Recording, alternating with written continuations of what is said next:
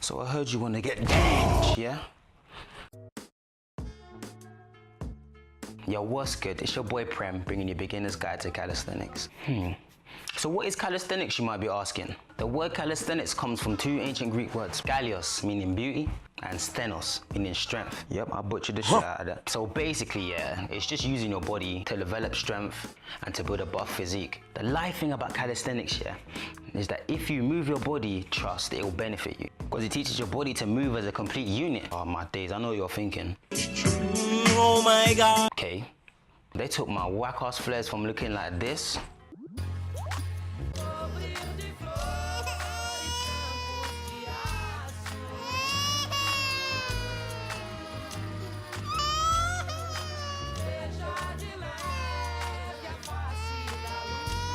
to looking like this, bruv.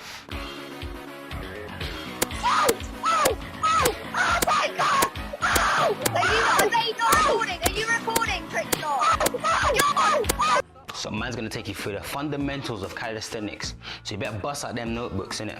Alright, let's go then, innit? Alright, cool. So pushing, 2 exercises, normal push-ups and wide grip push-ups. So let's start with the normal ones. So, in the simplest form, pushing requires you to push your body away from the floor, supporting yourself on your toes while keeping your core mad tight. Place them hands shoulder width apart. Stretch your legs behind you and make sure that you're on your toes. Now, I don't want to be seeing any of this nonsense. You need to lean forward on your toes to ensure enough stress is placed upon your shoulders to gain them gains. Get me? So keep your eyes looking forward, bend your elbows until your chest touches the ground. Then you gotta pause for a split second, then push down hard, straightening your arms until you reach the start. That's 1 rep. Now, if you don't have the strength to perform this, don't stress.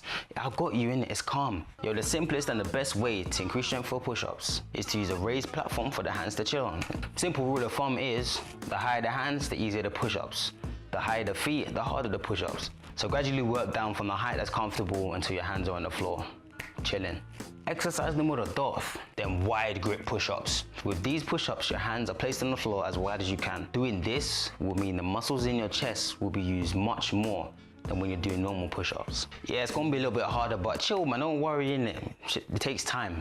So get into normal push-up position and spread your arms out as wide as you can. So bend your elbows and lower your chest towards the ground. Ensure that your hips, shoulders, knees and toes are in a straight line. As you go down, your elbows will shoot out to the sides. This is good. Keep going down until your chest touches the ground. Then push back up as hard as you can until you reach the start position. So yeah, chilling, that's pushing done. So for each pushing day that you do, you want to do 4 sets of both these exercises. Start off with 10 reps and progressively work your way up to 20. So for me, what I do 4 sets of 10. Once I've done all of that, then I do 4 sets of 15. Once I've conquered that, 4 sets of 20. Once I've done that, then I move on to the next exercise. But yo, let's just take it one day at a time. You're chilling, it's cool, bro. Alright, cool, now on for some pulling. Pulling is actually crucial for 2 reasons. Reason number 1 is to counter the pushing exercises. If you don't do this, you're gonna end up with muscular imbalances, but you're gonna end up looking like the Hunchback of Notre Dame, fam. Stress. Secondly, pulling exercises are some of the best bodyweight exercises that exist because they can be used to develop extreme levels of strength. So the first exercise that I want to go through is rows. Even though they're technically not a form of pull-ups, they still use the same muscles and they're perfect for those who are just starting with pull-ups and find them really difficult to start pulling. So you need to grab the bar with an overhand grip, shoulder width apart. Ensure that you grab the bar like this. I don't want to be seeing anyone doing it like that, man. It's butters and you're not going to activate the same muscles. Reason why your grip is so important because the way that you grip the bar determines which muscles are going to be activated when you start pulling. Now position your body underneath the bar with your heels on the ground. Start with straight arms and pull your chest to the bar while keeping a straight line from your head, shoulders, knees and ankles. So you need to pivot on your heels and your feet. Once your chest reaches the bar and is level with your hands, straighten your arms back out to start position. That's 1 rep. So once again, we can alter the difficulty of this using the same method as what we used for the push-ups. The more horizontal the body is, the harder the exercise is. But the more vertical the body is, the easier the exercise is. As you get stronger, move your body into a more horizontal position. Your aim is to be completely horizontal. Exercise 2, chin-ups. So chin-ups and pull-ups are 2 completely different exercises. Pull-ups use an overhand grip, chin-ups use an underhand grip. So we're gonna start with chin-ups for now, as pull-ups are a more advanced, more difficult version of pulling. The chin-up movement is easier than the pull-up movement. This is because of the way that you grip the bar. Grip the bar with an underhand grip, shoulder width apart. Before you start to pull, shrug your shoulders down. Ensure you are hanging freely and your elbows are locked. Then you gotta pull up as far as you can. The aim is to either get your chin above the bar or to have your chest touch the bar. Hey, but no cheating though. Don't ever see any of you using no momentum or swinging your legs to get yourself over the bar. So, from the top position, lower yourself down slowly into a dead hang. Now that's 1 rep. So if you're not strong enough to perform chin-ups fully, you can perform the inverse of that, which is negative chin-ups. So negatives put your muscles under serious stress to elicit some crazy strength gains. This means that the muscles you're going to be using will be contracting and getting longer. So this makes it useful for building strength when the positive phase isn't available yet. So stand on some kind of platform and jump in order to get your head above the bar. Once your head is above the bar, pull as hard as you can to catch your chin at the top of the movement. So from this top position, lower yourself down as slowly as you physically can. Alright, sweet. So those are the pulling exercises. You got your rows and you get your chin-ups. If you can't do chin-ups, replace chin-ups with negatives. Once you've unlocked chin-ups, then remove the negatives and work on the chin-ups instead. And so the programming is exactly the same as the pushing exercises. You got 4 sets per exercise. In each set, you work up from 10 reps to 20 reps. Remember, it's only 4 sets. So you're not doing 4 sets of 10, then doing 4 sets of 15, then doing 4 sets of 20. You do your 4 sets of 10, you max out, then that's it, you're done for the day for that exercise. Next time you come along, if you've hit 10 4 times in a row, then you're ready to move on to pushing to 15. Let me tell you a secret, yeah. A strong core will not be built by doing hundreds of thousands of sit-ups. That's not how it works. It's actually mad, you know. So what does build a strong core?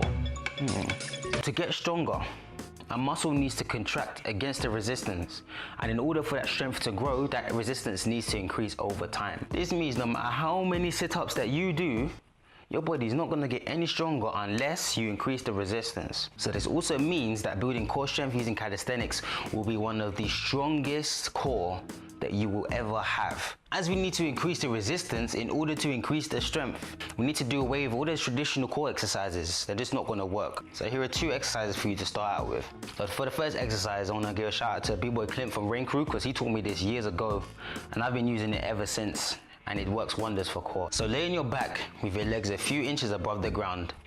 Keep your hands behind your head. So you're just basically chilling on your back with your legs raised. So bring your legs in and bring your left elbow to your right knee. Then go back out to the original position, ensuring that your legs are still raised above the ground. Now, bring your legs in again, but this time bringing your right elbow to your left knee. So bring your knees in again, but this time bring both of your hands to touch your knees. So finally, raise your legs to a pike position and bring your hands up to touch your toes.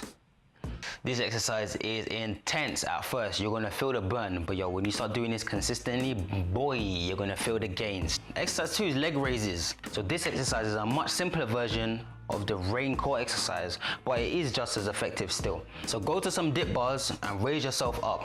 Ensure that you're supporting yourself fully with your arms and nothing else. Try to raise your legs as high as you can, up to an L sit, and then raise them back down again slowly. So that's 1 rep. Okay, so in order to do this properly, you can't be using your momentum to swing yourself up.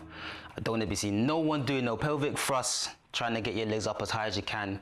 Once again, you're wasting time, you're wasting energy. So once again with the core, it's the same as a push-in and a pull-in. 4 sets, start with 10 reps, then push to 15 reps, then push to 20 reps. Then when you've got 20 consistently, cool, you're ready to move on to more advanced exercises. Jesus, we made it. This time man's made it crazy simple for you, yeah? 4 days of consecutive training, 3 days of resting, 2 pushing days and 2 pulling days. So you can add core to the end of one of these categories of workouts. So if you wanted to add core to the end of your pushing exercises, you can do pushing and core, then pulling, then pushing and core again, then pulling again. Then 3 days of rest and repeat. So yo, hope this helps. Keep pushing, keep working hard. Got any issues, any questions, just message me in it. Make sure you've got that notebook out and you're documenting your numbers every time you train. If you believe it, yeah, you can achieve it. Peace.